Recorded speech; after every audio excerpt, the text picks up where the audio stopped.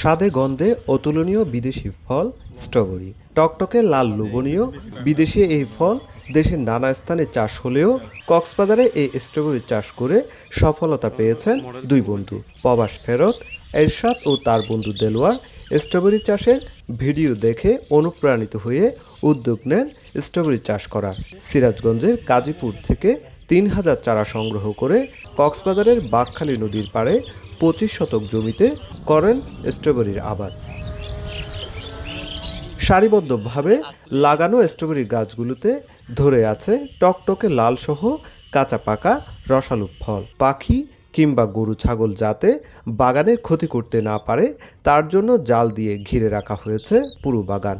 ১ লাখ টাকা খরচ করে স্ট্রবেরি ক্ষেত থেকে এখন প্রতিদিনই বিক্রি করছেন ১৫,০০০ টাকার স্ট্রবেরি। এরই মধ্যে ২ লাখ টাকার ফল বিক্রি করেছেন এবং আরও ১.৫ থেকে ২ লাখ টাকার ফল বিক্রির আশা করছেন এরশাদ ও দেলোয়ার। আমরা ব্যয় করেছি ১ লাখ টাকার মতো দুজন, এরপর দুজনের শ্রম দিছি।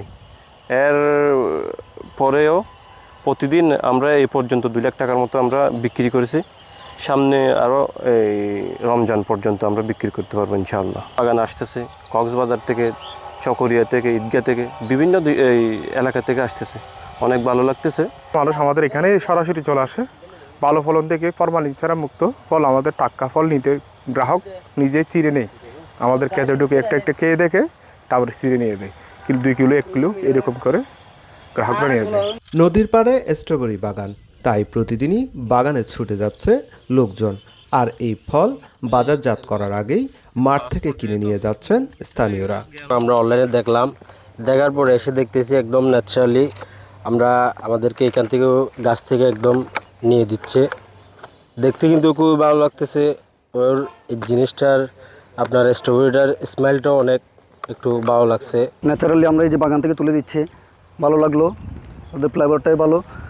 আসলে বাজারে তো মনে করেন শপিংয়ের বিভিন্ন দাম বাড়তি নেই, আমরা কিন্তু সরাসরি বাগান থেকে এসে নিতে পারলাম সাশ্রয় মূল্যে।